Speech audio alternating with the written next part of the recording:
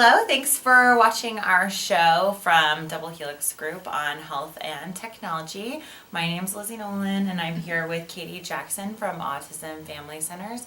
Katie Jackson's an LCPC and we're here to talk about mental health and technology more broadly in our series. So thanks so much for coming today. We really appreciate you braving the cold. So yeah, tell us a little bit about yourself and Autism Family Centers. What kind of work do you guys do there?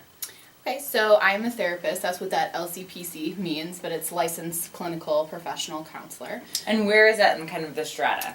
So that is kind of like the top license that you can get when it comes to being a counselor. So that really means that I can, supervise other clinicians. I could open my own practice if I wanted to. So it took me 2 years of getting supervision from a clinician as well as taking an intimidating test to get that license. So it's very exciting. Congratulations. Thank you. Great. Yeah, it was a labor of love. So I interrupted you. Tell us a little bit about Autism Family Centers. What kind of work do you do there? Yeah, so we are relatively new in the private practice world. Been around for a year, which is very exciting. And so what I think is really unique about us is we have 2 departments. So one department is ABA, which is Applied Behavior Analysis. Okay. And that's kind of what a lot of people typically think of when they think of counseling treatment for children on the spectrum. Okay. But so what I do is I'm the lead therapist in our counseling department. So my specialties are talk therapy, play therapy, family therapy, really kind of any other type of therapy. And so we try to combine those 2 services. And we really treat the family. That's why we're really focused on being a family center. So we encourage family therapy as part of the treatment plan because we recognize that having a child with special needs doesn't just impact that child. It impacts the entire family system. So however we can support that family is really what we're geared towards. So I provide those services for the family as well as in January we're starting a parenting group. So it's going to be education, but also support. Really want to see what the families need. So we don't have a set curriculum, have some ideas in mind, but really want to ask them, what is it that you need from us? How can we best support you? And it gives a chance for the parents to network amongst themselves because that's a really unique position, especially for some of our older parents. I just had a family come in and they were talking about, our friends are being empty nesters now, and they have all this new time and different situations and they're planning all these other activities and we're not quite sure what that looks like for us, having a child on the spectrum who maybe isn't going to be living independently. So that's really hard to keep those relationships when you just feel like you're in a different place in your life. So Absolutely. That's another service we're really excited about starting in January. No, I think this topic of support is really important when we look at both the medical side of health and the mental side of health. And I also think it's a place where we see technology really starting to play a big role. Yes. Like, I'm WebMD, huge. It's been around for years. Yeah. But we're getting into, bigger, more popular ones. Health Tap is kind of similar to WebMD. It's kind of a new player in the market. Okay. Do you see, do you use any of those in your daily life? Are there any, of the cool, trendy medical technologies that you're using? Or is that something that's not kind of in your daily life yet? I think WebMD is awesome, but also can be scary. I think you have to, and that's another thing that when I think about mental health technology is making sure that it's not kind of fear-based, right? Sometimes and I don't think WebMD means that, but sometimes you get into it and you're like, I have the worst possible Absolutely. Well, and I think the issue is because, those. There's no interaction happening, right? Yes, So there's no guidance there. Precisely. Yeah, so you just see kind of that big scary disease and that might not really be what's happening. And Absolutely. so that's another thing that kind of just been thinking about, and I don't know what the answer is to that. I think what's really fascinating that I don't personally use, but a lot of my friends are into is that Fitbit. That's what I was going to ask you about. Yeah. I'm seeing that's just a way to kind of start health technology conversations. A lot of people are becoming familiar with these. So are you using any devices in your daily life or are your clients using them? Is it affecting work at all? I don't think many of my clients use them. I think mostly it's my friends, and what's unique about that particular system is that it is that really easy, you're not doing anything, right? You just put it on your wrist and it's instant.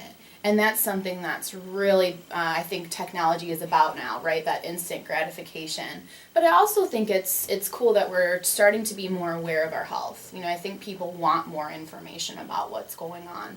And they want that guidance too. This is what's happening with your health, and these are some suggestions. So, you know, I don't think that Fitbit has any kind of mental health component yet, but I think that's a really interesting, you know, place that it could go, and I think it could be really helpful because mental health still kind of tends to be that thing we don't talk about, you know, that it's still taboo, and so if we could, you know, marry kind of those two things and say, yeah, it's important to think about your blood pressure, but it's also important to think about your mood.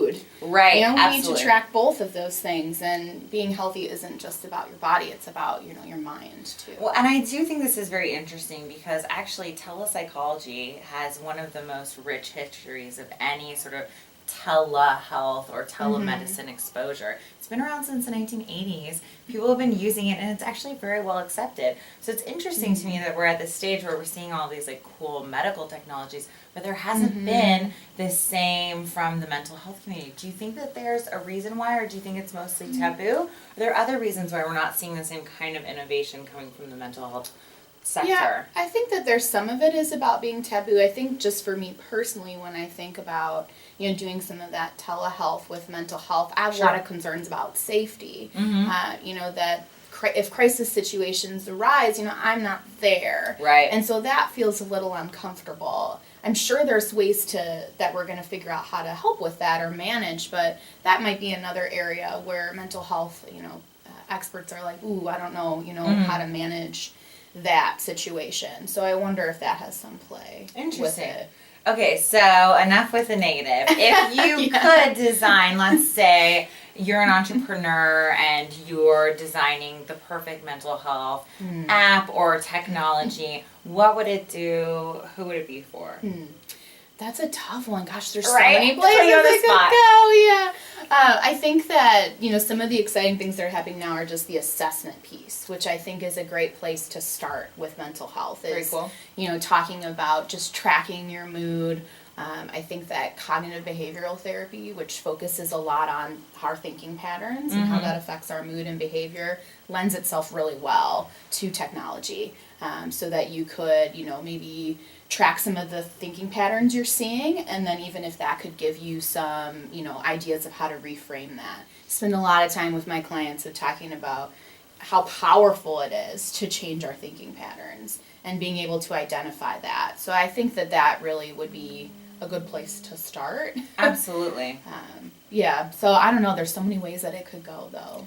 Yeah, I think that there's a lot of possibilities, and I think that you're right, not only in terms of assessing the individual, but there's a lot of place for gamification, especially if we're talking about use amongst adolescents. Yes, And just in absolutely. getting them to engage the system in general, that's a really nice way to get them in the habit.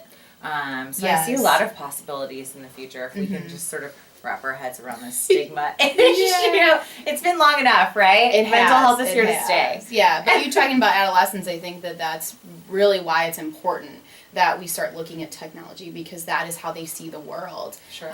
And also there's a lot of stuff out there that's not very good for them to be accessing when it comes to mental health as well. You know, some issues with celebrating certain sorts of, you know, cutting behaviors or eating disorders. interesting. And so wanting to make sure that if an adolescent is searching for those type of things, that they also get some really good, healthy, positive information so that that can kind of lead them in a healthier direction. So I think that's something that really is a need that mental health, you know, clinicians need to focus I on. think that's a really good point. Well, that's a great place to stop. Thank you so much Yeah. for coming in today. And again, we really appreciate Mably and Meat Advisors letting us come in today for our series on health and technology. Thanks very much. Thank you.